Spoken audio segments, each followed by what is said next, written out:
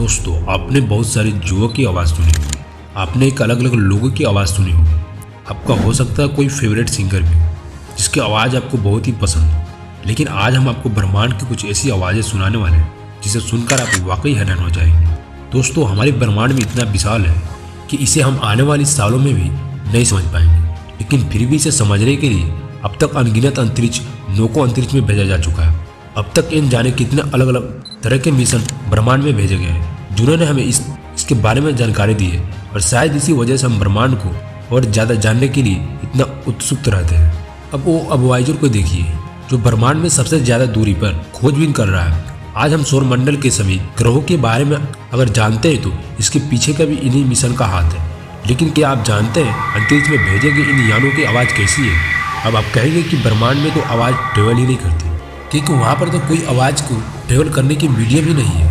फिर ये कैसे मुमकिन है? लेकिन दोस्तों, अंतरिक्ष यान वहाँ से साउंड वेव के फॉर्मेट में आवाज़ को भेजते हैं, जिससे वैज्ञानिक इसे ऑडियो में कन्वर्ट करते हैं। इसके बाद ही उसे ग्रह की आवाज़ें हमें सुनाई देती है। आवाज़ सुनने में काफ़ी डरावनी लगती है और कभी कभी काफ़ी अच्छी भी लगती है। तो चलिए आज आपको सुनाते हैं और सौर मंडल में मौजूद सभी ग्रहों की असली आवाज़ें। सबसे पहले हमें अंतरिक्ष की ओर बढ़ने वाले हैं और ब्रह्मांड की आवाज़ से शुरुआत करते हैं। दोस्तों, हम इंसानों ने स्पेस एक्सप्लेनेशन में काफ़ी तरक्की कर ली है। हमने सिर्फ सौरमंडल में मौजूद ग्रह की आवाज़ का पता लगाया है, बल्कि इसके साथ ही यूनिवर्स की शुरुआत में उत्पन्न हुई आवाज़ का भी पता लगाया है। वैज्ञानिकों ने 13.8 बिलियन साल पुराने रेडिएशन को कंप्यूटर सिमुलेशन की मदद से साउंड वेव में बदलकर यूनिवर्स की शुरुआती दौर की आवाज़ को भी जानने की कोशिश की है। हालांकि हमें इससे पूरी तरह से कामयाबी तो नहीं मिल सकी, लेकिन अब तक हम बिग बैंग के 4 लाख साल बाद की रियल आवाज़ों को सुन पाने में सफल रहे हैं। जब हम कॉस्मॉस की शुरुआती मिलियन ईयर्स की आवाज़ को 20 सेकंड में कंप्रेस करते हैं तो हम संगीत की जगह पहले कम गड़गड़ाहट फिर बाहरी आवाज़ सुनने को मिलती है, जो कि ब्रह्मांड के पहले तारे के निर्माण की आवाज़ को दर्शाती है। वीनस साउंड पृथ्वी की बहन कही जाने वाली बीड़ा से हमारे सौरमंडल का दूसरा ग्रह, जहाँ के वातावरण में कार्बन डाइऑक्साइड की मोटी परत मौजूद है। इसी वजह से वीनस की आवाज़ के पीछे काफ़ी गहरी हो जाती है। वोकल गोल से काफ़ी धीरे वाइब्रेट होती है। हालांकि इस ग्रह पर साउंड की स्पीड पृथ्वी की तुलना में बहुत तेज होती है। ऐसे में जब हम वीनस से आने वाली साउंड भी उसकी बात करते हैं तो हमें एक ऐसी आवाज़ सुनने को मिलती है क्योंकि वीनस पर बिजली कड़कती है, इसलिए हमें वीनस की आवाज़ में लाइटिंग की आवाज़ भी सुनने को मिलती है। नेपच्यून साउंड अब सुनते हैं। नेपच्यून ग्रह की आवाज़ वैसे दोस्तों नेपच्यून भी आवाज़ के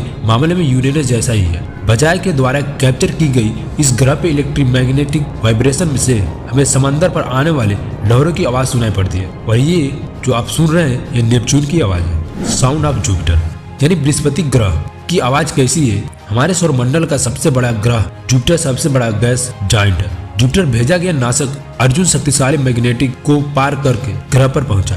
हमारा रिकॉर्ड की गई रेडियो सिग्नल को साउंड वेव में कन्वर्ट करने पर हमें लाइटिंग और गड़गड़ाहट की आवाज़ सुनाई देती है। सबसे पहले जुनूस शोध यानी झटका को महसूस किया, जिसके बाद उसे भारी टर्बुलेंस सिंह गुजारना पड़ा। जुपिटर पर जुनून ने सूर्य से आने वाले उन 4 पार्टिकल्स के प्लाज्मा वेव के सिग्नल को पकड़कर हमें भेजा।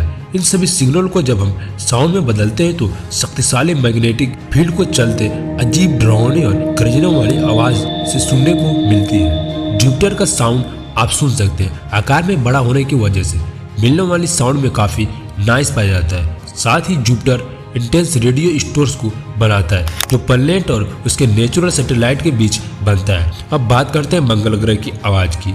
आप लोग ने हॉलीवुड फिल्म मार्सोटो जरूर देखी होगी। इसे मंगल ग्रह के वातावरण और उस पर चलने वाली तूफान के बारे में बहुत कुछ बताया गया, लेकिन सौरमंडल का ये चौथा ग्रह हमारी कल्पना से थोड़ा सा शांत है। असल में मंगल ग्रह का वातावरण बहुत पतला है।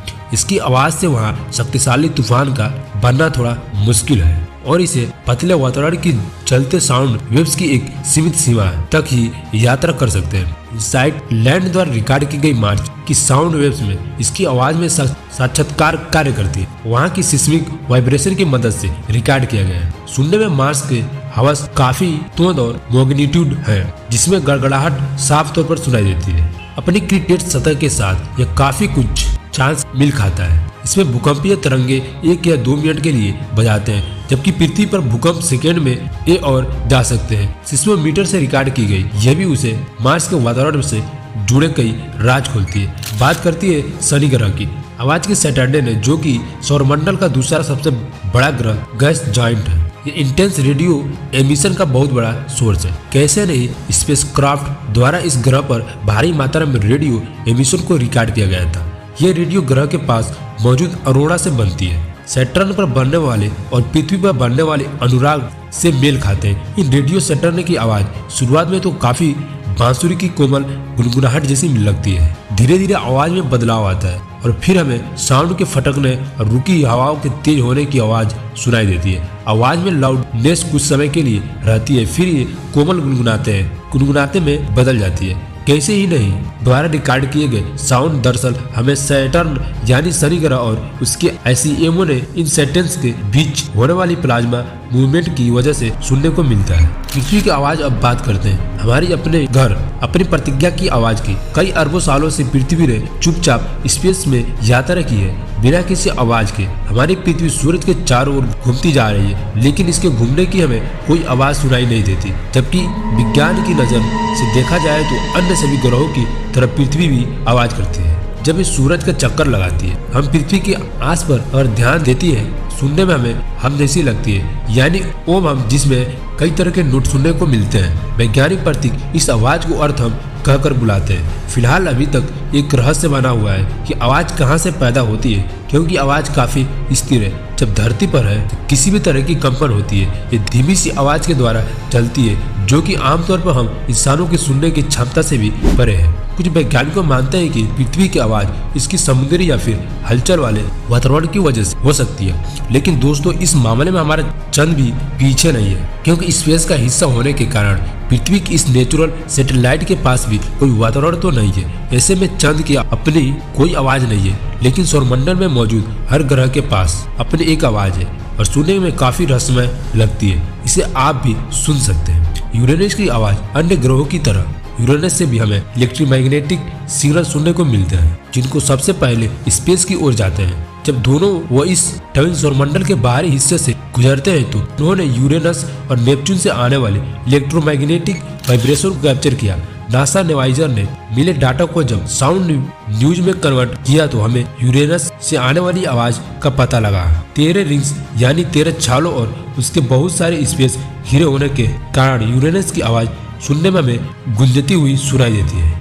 यह गैस जॉइंट होने की वजह से आने वाली आवाज खाली वैक्यूम की है। जो भी आप सुन रहे हैं, मरकरी यानी बुध ग्रह की आवाज कैसी है।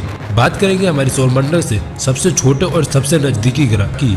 दोस्तों, बुध ग्रह जो कि हमारे सूरज की बहुत ही पास है और इस वजह से यहाँ गर्मी भी बहुत अधिक है। अंतरिक्ष की तरह यहाँ भी वातावरण नहीं है, जिस वजह से यह आवाज ट्रेवल नहीं करती है। लेकिन अगर आप इस ग्रह की सतह पर अपने कान लगाकर बुध की वाइब्रेशन को सुनने की कोशिश करेंगे कि आपको सुनाई भी देगी इसकी आवाज कुछ ऐसी है। तो दोस्तों, यह थी हमारे सौरमंडल में उत्पन्न होने वाली यह रहस्यमयी आवाज, जो कि ग्रह से ताल्लुकात रखती है। इन आवाज समेत ब्रह्मांड के फिजिकल प्रॉपर्टीज में उस पर कम करने वाले फेनोमेना की गहरी जानकारी मिलती है। स्पेस की वातावरण न होने की वजह से कई आवाजें ऐसी जो हमारे पहुंच से परे है, लेकिन इलेक्ट्रोमैग्नेटिक वाइब्रेशन इन रहस्यों से पर्दा उठाने में हमारी मदद करती है। और एक कामगार गाड़ी है, हमें अंतरिक्ष की रहस्यमयी आवाजों से रूबरू करती है। कौन सी ग्रह की आवाज है आपको सबसे ज्यादा रोमांचित किया? नाम कमेंट में लिखकर जरूर बताएं। अगर आप हमारे वीडियो को लाइक नहीं किए तो वीडियो को लाइक कर दें और चैनल को सब्सक्राइब कर दें, ताकि ऐसी इंटरेस्टिंग वीडियोज सबसे पहले आपके पास पहुंच सके। इंशाल्लाह मिलेंगे बहुत ही जल्द एक नई वीडियो के साथ। तब तक के लिए आप अपना ख्याल रखें। आपका बहुत बहुत धन्यवाद।